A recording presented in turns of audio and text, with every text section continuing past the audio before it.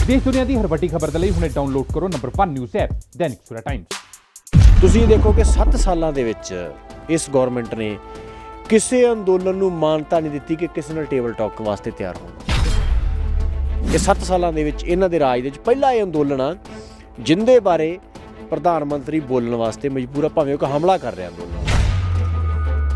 ਪਰ ਇਹ ਕਿਸਾਨ ਅੰਦੋਲਨ ਨਹੀਂ ਹੈ ਸਿਰਫ, ਇਹਦੇ 'ਚ ਮਜ਼ਦੂਰ ਸ਼ਾਮਲ ਨੇ, ਦੁਕਾਨਦਾਰ ਸ਼ਾਮਲ ਨੇ, ਛੋਟਾ ਵਪਾਰੀ ਸ਼ਾਮਲ ਆ, ਹਰ ਉਹ ਬੰਦਾ ਜਿਹੜਾ ਮੋਦੀ ਸਰਕਾਰ ਦੀਆਂ ਨੀਤੀਆਂ ਤੋਂ ਪੀੜਤ ਆ ਔਰ ਜਿਹਨੂੰ ਇਹ ਲੱਗਦਾ ਯਾਰ ਕੋਈ ਤਾਂ ਉੱਠਿਆ ਮੋਦੀ ਸਰਕਾਰ ਦੀ ਗੋਡ ਨਹੀਂ ਲਵਾਉਣ ਵਾਸਤੇ। ਇਸ ਕਰਕੇ ਉਹ ਸਾਰੇ ਲੋਕ ਇਸ ਅੰਦੋਲਨ ਦੇ ਜਿਹੜੇ ਹੈਗੇ ਪਿੱਛੇ ਨੇ। ਅੱਧੀ ਰਾਤ ਨੂੰ ਇਹ ਲੈਟਰ ਆ ਜਾਂਦਾ ਹੈ ਵੀ ਮੀਟਿੰਗ ਕਰਨੀ ਹੈ 1 ਤਰੀਕ ਨੂੰ, ਕਰੀਬ 3 ਵਜੇ ਦਾ ਸਮਾਂ ਦਿੱਤਾ ਜਾਂਦਾ ਹੈ। ਵੈਸੇ ਤਾਂ ਕੇਂਦਰ ਸਰਕਾਰ ਜਦੋਂ ਕੋਈ ਰਾਤ ਦਾ ਕੰਮ ਕਰਦੀ, ਚੰਗਾ ਤਾਂ ਕੰਮ ਕਰਦੀ ਨਹੀਂ ਗੀ। ਕਦੀ ਨੋਟਬੰਦੀ ਰਾਤ ਨੂੰ ਕਰਦੇ ਆ ਤੇ ਲੈਟਰ ਉਸ ਤੋਂ 3 ਘੰਟੇ ਬਾਅਦ 'ਚ ਕੱਢਿਆ ਹੈਗਾ। ਤਾਂ ਫਿਲਹਾਲ ਤਾਂ ਇਹਦੇ 'ਚ ਕੋਈ ਚੰਗੇ ਦੀ ਬਾਹਲੀ ਆਸ ਤਾਂ ਸਾਨੂੰ ਲੱਗਦੀ ਨਹੀਂ ਹੈਗੀ। ਜਿਨ੍ਹਾਂ ਵਾਸਤੇ ਬਣਾਏ ਜਦੋਂ ਉਹ ਕਹਿੰਦੇ ਵੀ ਨਹੀਂ ਚਾਹੀਦੇਗੇ, ਮਤਲਬ ਜਾਂ ਤਾਂ ਤੁਸੀਂ ਤੁਹਾਨੂੰ ਕੋਈ ਮਾਨਸਿਕ ਤੌਰ ਤੇ ਸਮੱਸਿਆ ਇਹੋ ਜਿਹੀ ਆ ਗਈ ਕਿ ਤੁਹਾਡੇ ਰੇਂਜ 'ਚ ਹੀ ਨਹੀਂ ਆ ਰਹੀ ਗੱਲ, ਤੁਸੀਂ ਕਹਿੰਦੇ ਵੀ ਨਹੀਂ ਲਾਗੂ ਕਰਨੇ ਹੀ ਕਰਨੇ ਆ, ਤੁਹਾਨੂੰ ਕੁੱਟ ਕੇ ਲਾਗੂ ਕਰਨੇ ਆ। ਸਾਡੇ ਦੇਸ਼ ਦਾ ਤਾਂ ਇਹੀ ਆ ਨਾ ਕਿ ਸਰਕਾਰ ਕੰਪਨੀਆਂ ਨੂੰ ਕਿਸਾਨਾਂ ਤੋਂ ਜ਼ਮੀਨ ਖੋਊਗੀ, ਕੰਪਨੀਆਂ ਨੂੰ ਦੇਊਗੀ, ਨਾਲੇ ਕੁੱਟੂਗੀ, ਨਾਲੇ ਜ਼ਮੀਨ ਖੋਊਗੀ, ਨਾਲੇ ਕਹਿਣਗੇ ਕਹੋ ਵਿਕਾਸ। ਲਗਾਤਾਰ ਕਿਸਾਨ ਅੰਦੋਲਨ ਕਰ ਰਹੇ ਨੇ। ਦਿੱਲੀ ਨੂੰ ਕਰੀਬ ਹਰ ਪਾਸਿਓਂ ਘਿਰਿਆ ਹੋਇਆ ਹੈ। ਹਰ ਇੱਕ ਕਿਹਾ ਜਾਵੇ ਤਾਂ ਵੱਡਾ ਰਾਜਮਾਰਗ ਜੋ ਹੈ ਇਸ ਵਕਤ ਕਿਸਾਨਾਂ ਦੇ ਨਾਲ ਭਰਿਆ ਹੋਇਆ ਹੈ। ਕਿਸਾਨਾਂ ਨੇ ਹਰ ਇੱਕ ਚੀਜ਼ ਨੂੰ ਹੈ ਰੋਕ ਕੇ ਰੱਖਿਆ ਹੋਇਆ ਹੈ। ਪਰ ਹੁਣ ਦੀ ਗੱਲ ਕਰੀਏ ਤਾਂ ਕਰੀਬ ਅੱਧੀ ਰਾਤ ਦਾ ਸਮਾਂ ਹੈ ਅਤੇ ਇੱਕ ਲੈਟਰ ਜਾਰੀ ਹੋਇਆ ਹੈ। ਦੱਸਿਆ ਜਾ ਰਿਹਾ ਕਿ ਕੇਂਦਰ ਸਰਕਾਰ ਵੱਲੋਂ ਜਿਸ ਵਿੱਚ ਕਿ ਕਿਸਾਨਾਂ ਨੂੰ ਸੱਦਾ ਦਿੱਤਾ ਗਿਆ ਹੈ ਮੀਟਿੰਗ ਦੇ ਲਈ। ਜ਼ਿਆਦਾ ਜਾਣਕਾਰੀ ਦੇ ਲਈ ਸਾਡੇ ਨਾਲ ਰਜਿੰਦਰ ਜੀ ਮੌਜੂਦ ਨੇ ਜੋ ਕਿ ਕਿਰਤੀ ਕਿਸਾਨ ਯੂਨੀਅਨ ਦੇ ਸੂਬਾ ਪ੍ਰਧਾਨ ਨੇ। ਰਜਿੰਦਰ ਜੀ, ਅੱਧੀ ਰਾਤ ਦੇ ਕਰੀਬ ਦਾ ਸਮਾਂ ਹੈ, ਇੱਕ ਲੈਟਰ ਦੱਸਿਆ ਜਾ ਰਿਹਾ ਜਾਰੀ ਹੋਇਆ। ਸਭ ਤੋਂ ਪਹਿਲਾਂ ਜਾਣਾਂਗੇ ਲੈਟਰ ਦੇ ਵਿੱਚ ਹੈ ਕੀ?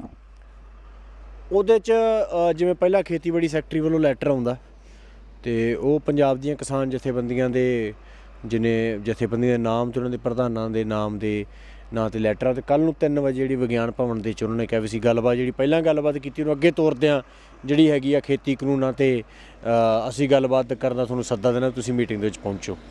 ਲੈਟਰ ਦੇ ਵਿੱਚ ਸਿਰਫ ਇੰਨੀ ਗੱਲ ਹੀ ਹੈ। ਕੀ ਲੱਗਦਾ ਜਿਸ ਤਰੀਕੇ ਨਾਲ ਪਹਿਲਾਂ ਹੀ ਬੁਲਾਇਆ ਗਿਆ ਸੀਗਾ ਉੱਥੇ ਤੁਹਾਨੂੰ ਆਪਦੇ ਜੋ ਖੇਤੀ ਬਿੱਲ ਉਸਦੇ ਫਾਇਦੇ ਗਿਣਾਏ ਗਏ, ਕੀ ਲੱਗਦਾ ਇਸ ਵਾਰ ਕੀ ਹੋਵੇਗਾ? ਸੂਰਜ ਜੀ, ਜਦੋਂ ਨਾਗਰਿਕਤਾ ਸੋਧ ਕਾਨੂੰਨ ਆਇਆ, ਅਮਿਤ ਸ਼ਾਹ ਨੇ ਕਿਹਾ ਕਿ ਆਪ ਕਰੋਨੋਲੋਜੀ ਸਮਝ ਲੀजिए। ਅਸੀਂ ਕਹਿੰਦੇ ਕਿ ਦੇਸ਼ ਦੇ ਲੋਕ ਅਤੇ ਬੀਜੇਪੀ ਕਰੋਨੋਲੋਜੀ ਸਮਝ ਲਈ। ਪਹਿਲਾਂ ਖੇਤੀਬਾੜੀ ਸੈਕਟਰੀ, ਫਿਰ ਖੇਤੀਬਾੜੀ ਮੰਤਰੀ ਅਤੇ ਫਿਰ ਗ੍ਰਹਿ ਮੰਤਰੀ, ਅਤੇ ਕਰੋਨੋਲੋਜੀ ਕੇ ਮੁਤਾਬਕ ਇਸਕੇ ਬਾਅਦ ਕਿਆ ਹੈ ਨਾ। ਆਈਏ ਕਰੋਨੋਲੋਜੀ ਸਮਝ ਲੀजिए ਕਿ ਕਿਸਾਨ ਅੰਦੋਲਨ ਵੀ ਕਿੱਥੋਂ ਤੱਕ ਜਿਹੜਾ ਹੈਗਾ ਪਹੁੰਚ ਗਿਆ ਅਤੇ ਕੌਣ ਜਿਹੜਾ ਗੱਲਬਾਤ ਕਰਨ ਵਾਸਤੇ ਮਜਬੂਰ ਹੋ ਰਿਹਾ। ਤੁਸੀਂ ਦੇਖੋ ਕਿ 7 ਸਾਲਾਂ ਦੇ ਵਿੱਚ ਇਸ ਗੌਰਮੈਂਟ ਨੇ ਕਿਸੇ ਅੰਦੋਲਨ ਨੂੰ ਮਾਨਤਾ ਨਹੀਂ ਦਿੱਤੀ ਕਿ ਕਿਸੇ ਨਾਲ ਟੇਬਲ ਟਾਕ ਵਾਸਤੇ ਤਿਆਰ ਹੋਣ। ਇਹ 7 ਸਾਲਾਂ ਦੇ ਵਿੱਚ ਇਹਨਾਂ ਦੇ ਰਾਜ ਦੇ ਵਿੱਚ ਪਹਿਲਾ ਇਹ ਅੰਦੋਲਨ ਆ ਜਿੰਦੇ ਬਾਰੇ ਪ੍ਰਧਾਨ ਮੰਤਰੀ ਬੋਲਣ ਵਾਸਤੇ ਮਜਬੂਰ ਆ, ਭਾਵੇਂ ਉਹ ਹਮਲਾ ਕਰ ਰਿਹਾ ਅੰਦੋਲਨ 'ਤੇ। ਅਮਿਤ ਸ਼ਾਹ ਬੋਲਦਾ ਵੀ ਆਪ ਆਈਏ ਬਾਤਚੀਤ ਕਰਨੇ ਕੋ ਤਿਆਰ ਹੈ, ਚਿੱਠੀ ਭੇਜਦਾ, ਕਿਸਾਨ ਆਗੂਆਂ ਨੂੰ ਫੋਨ ਕਰਦਾ। ਇਹ ਸਾਰਾ ਕੁਝ ਇਸ ਗੱਲ 'ਤੇ ਆ ਕਿ ਜਿਹੜਾ ਅਸੀਂ ਜਿਵੇਂ ਪਹਿਲਾਂ ਕਹਿ ਰਹੇ ਕਿ ਪਿਛਲੇ 100 ਸਾਲਾਂ ਦਾ ਸਭ ਤੋਂ ਵੱਡਾ ਅੰਦੋਲਨ ਆ। ਇਹਦੀ ਅਗਵਾਈ ਕਿਸਾਨ ਜਥੇਬੰਦੀਆਂ ਕਰ ਰਹੀਆਂ ਨੇ, ਪਰ ਇਹ ਕਿਸਾਨ ਅੰਦੋਲਨ ਨਹੀਂ ਹੈ ਸਿਰਫ, ਇਹਦੇ 'ਚ ਮਜ਼ਦੂਰ ਸ਼ਾਮਲ ਨੇ, ਦੁਕਾਨਦਾਰ ਸ਼ਾਮਲ ਨੇ, ਛੋਟਾ ਵਪਾਰੀ ਸ਼ਾਮਲ ਆ, ਹਰ ਉਹ ਬੰਦਾ ਜਿਹੜਾ ਮੋਦੀ ਸਰਕਾਰ ਦੀਆਂ ਨੀਤੀਆਂ ਤੋਂ ਪੀੜਤ ਆ ਔਰ ਜਿਹਨੂੰ ਇਹ ਲੱਗਦਾ ਯਾਰ ਕੋਈ ਤਾਂ ਉੱਠਿਆ ਮੋਦੀ ਸਰਕਾਰ ਦੀ ਗੋਡ ਨਹੀਂ ਲਵਾਉਣ ਵਾਸਤੇ। ਇਸ ਕਰਕੇ ਉਹ ਸਾਰੇ ਲੋਕ ਇਸ ਅੰਦੋਲਨ ਦੇ ਜਿਹੜੇ ਹੈਗੇ ਪਿੱਛੇ ਨੇ। ਹੁਣ ਜੋ ਪੱਤਰ ਜਾਰੀ ਹੋਏ ਉਸਦੇ ਮਾਇਨੇ ਕੀ ਨੇ? ਹੁਣ ਜਿਸ ਤਰੀਕੇ ਨਾਲ ਪਹਿਲੇ 3 ਤਰੀਕ ਦਾ ਸਮਾਂ ਜੋ ਡਿਸਾਈਡ ਸੀਗਾ ਕਿ ਕਿਸਾਨਾਂ ਨਾਲ ਮੀਟਿੰਗ ਹੋਣੀ ਹੈ, ਉਸ ਤੋਂ ਬਾਅਦ ਜੇਕਰ ਆਪਾਂ ਆਪਣੀ ਗੱਲ ਕਰ ਲਈਏ ਤਾਂ ਗੁਰਪੁਰਬ ਦਾ ਦਿਨ ਸੀਗਾ, ਸਭ ਨੇ ਮਨਾਇਆ। ਉਸ ਤੋਂ ਬਾਅਦ ਅੱਧੀ ਰਾਤ ਨੂੰ ਇਹ ਲੈਟਰ ਆ ਜਾਂਦਾ ਹੈ ਵੀ ਮੀਟਿੰਗ ਕਰਨੀ ਹੈ 1 ਤਰੀਕ ਨੂੰ, ਕਰੀਬ 3 ਵਜੇ ਦਾ ਸਮਾਂ ਦਿੱਤਾ ਜਾਂਦਾ ਹੈ। ਕੀ ਲੱਗਦਾ ਕੀ ਮਾਇਨੇ ਨੇ ਇਸਦੇ? ਦੇਖੋ, ਵੈਸੇ ਤਾਂ ਕੇਂਦਰ ਸਰਕਾਰ ਜਦੋਂ ਕੋਈ ਰਾਤ ਦਾ ਕੰਮ ਕਰਦੀ, ਚੰਗਾ ਤਾਂ ਕੰਮ ਕਰਦੀ ਨਹੀਂ ਗੀ। ਕਦੀ ਨੋਟਬੰਦੀ ਰਾਤ ਨੂੰ ਕਰਦੇ ਆ ਤੇ ਲੈਟਰ ਉਸ ਤੋਂ 3 ਘੰਟੇ ਬਾਅਦ 'ਚ ਕੱਢਿਆ ਹੈਗਾ।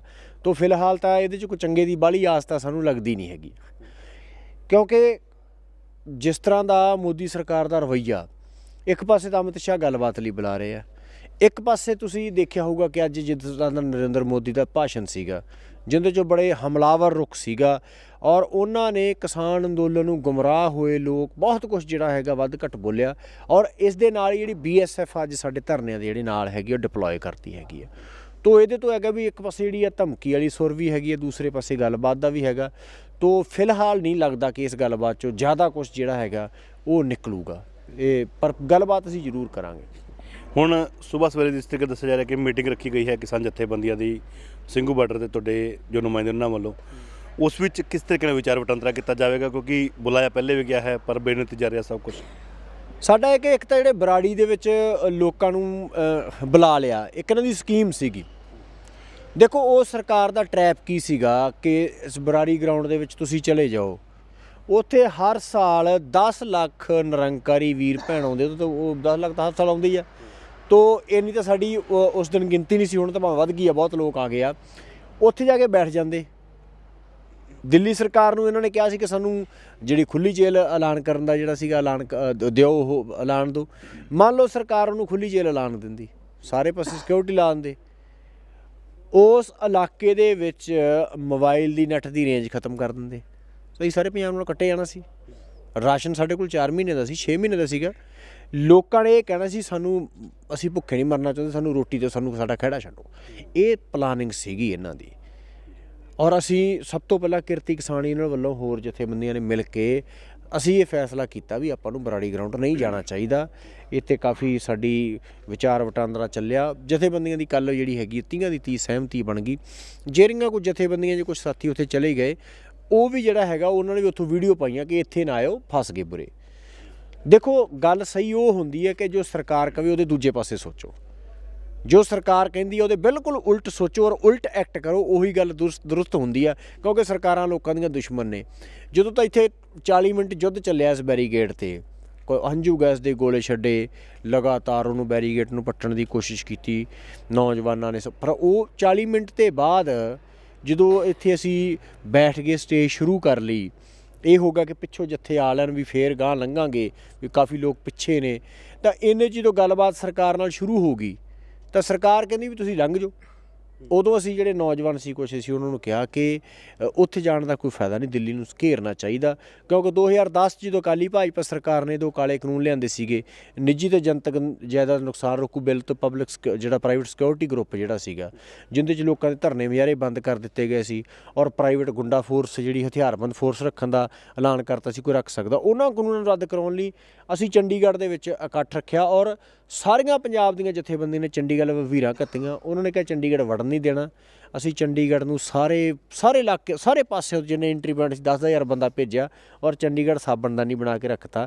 ਔਰ ਜਿਹੜੀ ਵਿਧਾਨ ਸਭਾ ਸੁਖਬੀਰ ਬਾਦਲ ਨੇ ਕਾਨੂੰਨ ਬਣਾਏ ਸੀ ਉਸ 'ਚ ਖੜ ਕੇ ਕਿਹਾ ਕਿ ਕਾਨੂੰਨ ਰੱਦ।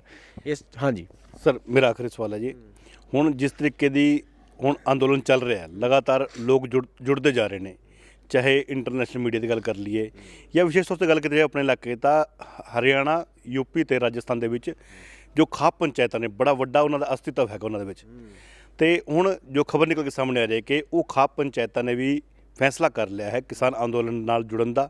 ਉਹ ਸਾਰੇ ਜਲਦ ਹੀ ਉੱਥੋਂ ਦਿੱਲੀ ਵੱਲ ਨੂੰ ਮੂਵ ਹੋਣ ਵਾਲੇ ਹੈ। ਕੀ ਸਮਝਦੇ ਹੋ ਜਿਸ ਤਰੀਕੇ ਨਾਲ ਖਾਪ ਨਿਰਣਾ ਕਰਦੀ ਹੈ, ਚਾਹੇ ਕਿੰਨੇ ਅੰਦੋਲਨ ਰਹੇ ਨੇ ਉਹਨਾਂ ਦੇ ਵਿੱਚ ਖਾਪ ਦੀ ਆਪਣੀ ਭੂਮਿਕਾ ਰਹੀ ਹੈ ਇੱਕ, ਕੀ ਸਮਝਦੇ ਹੋ ਉਹਨਾਂ ਨਾਲ ਕੀ ਕੁਝ ਫਰਕ ਪਵੇਗਾ? ਦੇਖੋ ਹਰ ਕੋਈ ਚਾਹੁੰਦਾ ਵੀ ਛੇਤੀ ਤੋਂ ਛੇਤੀ ਬੀਜੇਪੀ ਦਾ ਜਿਹੜਾ ਹੈਗਾ ਉਹ ਭੋਗ ਪਾ ਦਿੱਤਾ ਜਾਵੇ, ਵੀ ਪੰਜਾਬ 'ਚ ਪੈ ਗਿਆ, ਬਾਕੀ ਵੀ ਛੇਤੀ ਮਤਲਬ ਭੋਗ ਪਾ ਕੇ ਵਿਹਲੇ ਹੋਈਏ। ਕਿਉਂਕਿ ਜਿਹੜੀ ਇਹ ਕਾਫੀ ਗੁੰਡਾਗਰਦੀ ਇਹਨਾਂ ਨੇ ਦੇਸ਼ ਦੇ ਵਿੱਚ ਮਚਾਈ ਹੋਈ ਆ, ਇੱਕ ਤਾਨਾਸ਼ਾਹੀ ਜਿਹੜੀ ਹੈਗੀ ਸਥਾਪਿਤ ਕਰਨਾ ਚਾਹੁੰਦੇ ਆ।